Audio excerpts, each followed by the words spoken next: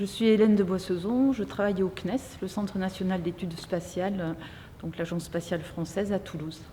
Alors au sein du CNES, moi je participe à une initiative qui s'appelle Connect by CNES. Connect by CNES, c'est mettre le spatial, toutes les technos, toutes les données spatiales au service de la société. EnviroRisque, pour moi, c'est vraiment un événement qui est ancré vraiment dans la réalité des acteurs du risque, à la fois sous l'angle donc des services de secours, des gens qui font des alertes aux populations, de la prévention et de la connaissance du risque. Et tout ça, donc, ça peut être alimenté par des techniques et des données spatiales, et c'est pour ça que je suis là. L'atelier auquel j'ai participé était dédié à l'aspect alerte précoce, action précoce en cas de crise, comment améliorer les informations mises à disposition des acteurs de la crise pour les rendre plus efficaces. Alors nous avons fait appel à des intervenants vraiment variés. Il y avait à la fois des gens qui sont plus des scientifiques ou des organismes de recherche et technique qui vont élaborer les solutions de demain.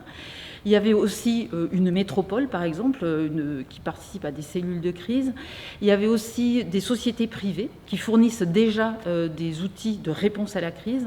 Et puis le ministère de la Transition écologique et de la cohésion des territoires qui gère aussi des crises inhérentes au MTECT. Les points saillants de l'atelier, je dirais que c'est la communalité entre finalement différents acteurs et différents types de crises, qu'on gère une question de glissement de terrain, qu'on gère une question d'inondation éclair ou de risque de tsunami, finalement on se rend compte qu'on a besoin des mêmes composantes de base de la science, de la compréhension des phénomènes, de la modélisation et de la capacité à gérer la crise, à gérer l'imprévu et donc à être très réactif et très agile. Nous avons une pierre à apporter à cet édifice avec des images satellites, avec des télécoms de crise ou du géopositionnement par satellite.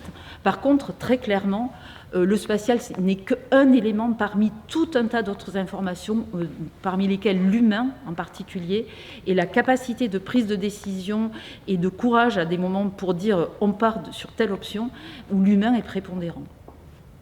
Alors pour moi, un point très positif de cette session donc 2023 d'EnviroRisque, ça a été la place importante consacrée à des ateliers participatifs, collaboratifs, où pendant 2h30, les participants, avec donc un certain nombre d'animateurs, ont échangé au cours de tables rondes sur des sujets très précis et avec des recommandations qui vont en sortir.